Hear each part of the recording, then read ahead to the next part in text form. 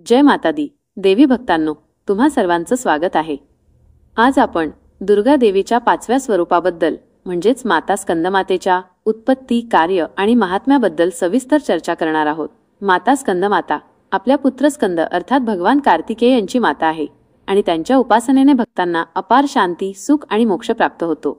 चला तर मग आपण त्यांच्या उत्पत्ती, कार्य, महिमा आणि मातृत्वाच्या गाथेचे सविस्तर वर्णन ऐकूया. माता स्कंदमातेच्या उत्पत्तीची कथा पौराणिक धर्मग्रंथांशी संबंधित आहे. देवी भागवत आणि दुर्गा सप्तशतीमध्येही त्याचे सविस्तर वर्णन आढळते. माता स्कंदमातेचे नावच तिच्या मातृत्व आणि दिव्य स्वरूपाचे दर्शन घडवते. त्यांचे नाव स्कंदमाता असे पडले कारण त्या भगवान स्कंद अर्थात भगवान कार्तिकेय यांच्या माता आहेत. भगवान कार्तिकेय यांना अनेक नावांनी ओळखले जाते, त्यापैकी एक नाव स्कंद असेही आहे. स्कंदमातेचे हे रूप एका मातेची शक्ती, करुणा आणि प्रेमाचे अद्वितीय प्रतीक आहे, जी आपल्या पुत्रासाठी कोणतेही बलिदान आणि संघर्ष करण्यास तयार असते. ही कथा त्यावेळची आहे जेव्हा देव आणि असुरांमध्ये घनघोर युद्ध झाले होते.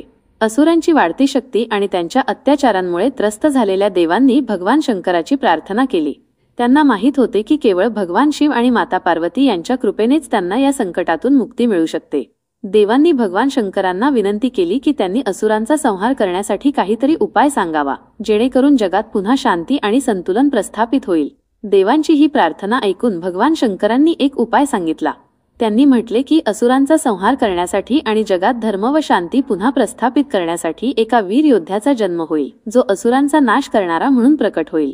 हा योद्धा स्वतः भगवान शिव आणि माता पार्वती यांच्यापासून जन्म घेईल आणि असुरांना पराभूत करून देवांना पुन्हा स्वर्गाचा अधिकार मिळवून देईल.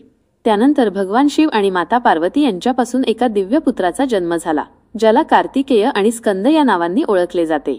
भगवान कार्तिकेय युद्धकलेत अत्यंत निपुण आणि शक्तिशाली योद्धा म्हणून प्रसिद्ध झाले. त्यांना देवांचे सेनापती असेही म्हटले जाते. त्यांचा जन्म विशेषतः असुरांचा संहार आणि देवांचे रक्षण करण्यासाठी झाला होता.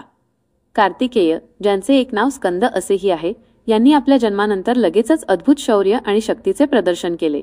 ते असुरांविरुद्ध देवांच्या सेनेचे प्रमुख बनले आणि आपल्या कौशल्याने असुरांचा संहार केला. त्यांनी युद्धात अद्वितीय शौर्य दाखवत असुरांना पराभूत केले आणि देवांना असुरांच्या दहशतीतून मुक्त केले.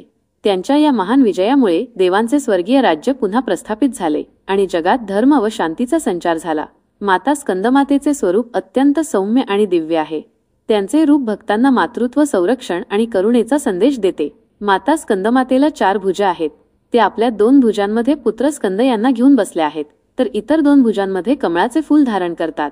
त्यांच्या हातातील कमळाचे फूल त्यांच्या पावित्र्य आणि दिव्यत्वाचे प्रतीक आहे. माता स्कंदमातेचे वाहन सिंह आहे, जो शक्ती आणि पराक्रमाचे प्रतीक आहे. सिंहावर आरूढ असणे हे दर्शवते की त्या आपल्या भक्तांचे रक्षण करण्यासाठी नेहमी तयार असतात. माता स्कंदमातेच्या चेहऱ्यावर एक मधुर आणि करुणामयी हास्य असते, जे दर्शवते की त्या आपल्या भक्तांप्रती ममत्व आणि करुणेने परिपूर्ण आहेत. त्यांच्या या सौम्यतेमुळे भक्तांना शांती आणि प्रेमाचा अनुभव होतो. माता स्कंदमातेला कमळावर बसलेले दाखवले आहे, त्यामुळे त्यांना पद्मासना देवी असेही म्हणतात. कमळाचे हे आसन त्यांच्या दिव्यत्व आणि पावित्र्याचे प्रतीक आहे. कमळाचे फूल चिखलात फुलते, जे जीवनातील अडचणींवर मात करून शुद्धता आणि पावित्र्याकडे जाण्याचे प्रतीक आहे. माता स्कंदमातेचे मुख्य कार्य त्यांच्या पुत्र स्कंद यांचे रक्षण आणि पालनपोषण करणे आहे. ते आपल्या भक्तांसाठी मातेच्या रूपात संरक्षण आणि करुणेचे प्रतीक आहेत. माता स्कंदमातेचे सर्वात महत्त्वाचे कार्य म्हणजे त्यांचा पुत्र स्कंद यांचे पालनपोषण करणे. स्कंद एक वीर योद्धा आहेत, जे असुरांचा संहार करतात. त्यांची माता असल्याने माता स्कंदमाता आपल्या पुत्राला अपार शक्ती आणि धैर्य प्रदान करतात. हे दर्शवते की त्या आपल्या भक्तांनाही त्यांच्या पुत्राप्रमाणे धैर्य आणि आत्मबळ प्रदान करतात, जेणेकरून ते जीवनातील अडचणींना सामोरे जाऊ शकतील. माता स्कंदमाता करुणा आणि ममत्वाचे प्रतीक आहेत. त्या आपल्या भक्तांना मातृत्वाच्या स्नेहाने आशीर्वाद देतात. त्यांच्या कृपेने भक्तांच्या जीवनात संरक्षण, शांती आणि प्रेमाचा संचार होतो. माता स्कंदमातेच्या कृपेने भक्तांना विजय आणि शक्ती प्राप्त होते. त्यांच्या पुत्र स्कंद यांच्याप्रमाणे त्या आपल्या भक्तांना प्रत्येक प्रकारच्या अडचणी आणि अडथळ्यांवर विजय मिळवण्यासाठी आशीर्वाद देतात. माता स्कंदमातेची महिमा अपार आहे आणि त्यांची उपासना केल्याने भक्तांना अनेक प्रकारचे लाभ मिळतात. त्या केवळ भौतिक सुखसुविधाच प्रदान करत नाहीत, तर आध्यात्मिक उन्नती आणि मोक्षाचाही आशीर्वाद देतात. माता स्कंदमातेच्या उपासनेने भक्तांना मोक्ष प्राप्त होतो. त्या अशा भक्तांचा मार्ग प्रशस्त करतात, ज्यांना संसाराच्या बंधनातून मुक्त होऊन मोक्षाकडे जायचे आहे. त्यांच्या कृपेने मनुष्याचे सर्व पाप समाप्त होतात आणि त्याला मोक्ष मिळतो। माता स्कंदमाता आपल्या भक्तांना त्याच प्रकारे स्नेह आणि संरक्षण देतात, ज्या प्रकारे ते आपल्या पुत्र स्कंद यांची काळजी घेतात। त्यांच्या उपासनेने भक्तांच्या जीवनात शांती आणि समृद्धी येते आणि ते प्रत्येक प्रकारच्या अडचणींपासून सुरक्षित राहतात। माता स्कंदमातेच्या उपासनेने घरात धन, धान्य आणि सुख समृद्धी येते। त्या आपल्या भक्तांना जीवनाच्या प्रत्येक क्षेत्रात यश आणि आनंदाचा आशीर्वाद देतात। माता स्कंदमातेची पूजा विशेषतः नवरात्रीच्या 5व्या दिवशी केली जाते। दररोज त्यांची उपासना केल्याने भक्तांना शक्ती, संरक्षण आणि समृद्धी प्राप्त होते। पूजेपूर्वी स्नान करून स्वच्छ वस्त्र परिधान करा। मातेच्या मूर्तीसमोर किंवा चित्रासमोर दिवा लावा आणि त्यांच्या चरणी फुले अर्पण करा।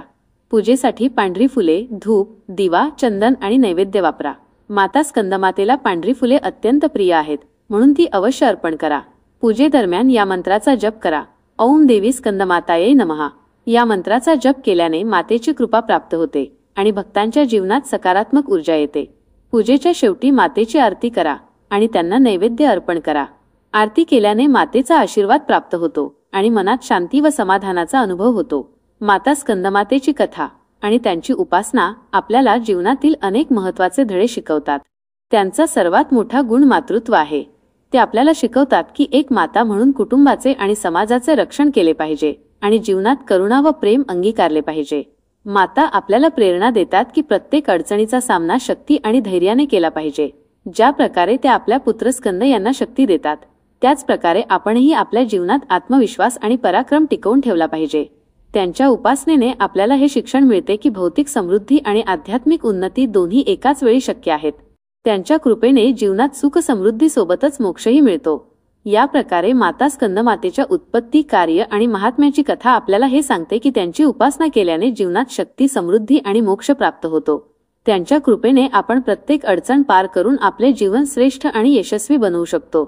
या कथेचे वर्णन करताना किंवा समजावून सांगताना काही चूक झाली असेल तर माता भगवती आमच्या चुका क्षमा करो। जय मा स्कंदमाता।